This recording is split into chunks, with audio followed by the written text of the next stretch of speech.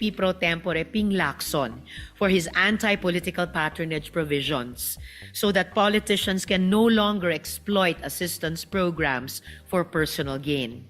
Now, ang MAIFIP o Medical Assistance to Indigent and Financially Incapacitated Patients ay isang programa na tutulong sa mga may hirap na Pilipinong makover yung mga bill nila sa ospital, whether that be public or private. Di ba? Bakit ba hindi nilang lagawing diretso mismo? Wala nang bill kasi nga gobyerno naman na magbabayad nun. Why would we have to put a middleman? Dapat automatic na yan. Yun nga ang ibig sabihin ng universal healthcare. Ibig sabihin ng universal healthcare, universal ang healthcare. Paulit-ulit na lang ako sa sinasabi ko.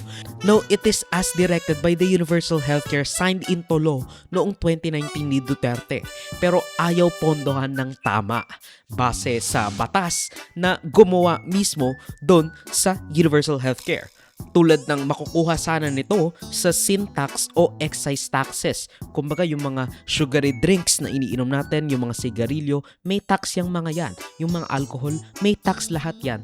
Kasi nga, para yun sa universal healthcare natin.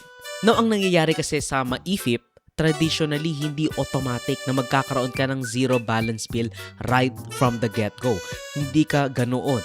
So, kakailanganin mo ngang lumapit muna sa mga politiko bago ka mabigyan ng guarantee letter sa mga opisina ng senador o congressman o kung anuman para makakuha ng guarantee letter na talagang mahirap ka nga bago ka i-aproba bilang indigent ng mga social workers para kung hindi man maging zero ang bill mo, at the very least, mabawasan sana. O kaya naman, yung mga libreng medicines, yung mga libreng gamot. Yung nanay ko dati, kumukuha ng ganyan nung nagkaroon ng diabetes at kung ano man yung tatay ko. So, alam na alam ko na talagang pahirap yung mga ganyan kasi nga gumagawa ka pa ng middleman, di ba? Gumagawa ka pa ng middleman. Tapos yung middleman, yung mga politiko. So, nakakanino yung utang na loob ng tao. E di dun sa politiko, imbes na sa gobyerno. Now, sinabi ko na yan last. NIDW Recap number 135. So, panoorin nyo na lang. Kaya nga siya tinatawag na bagong port ng mga grupo and even mga senador at kongreso. Kasi kahit na sinabi ng DOH na hindi na tumatanggap ng guarantee letter ang mga ospital, may asterisk. Kasi level 3 hospitals lamang. Level 3 hospitals lamang ang hindi mo nakakailangan ng guarantee letter para ma-avail yung universal healthcare law. Yan pork barrel.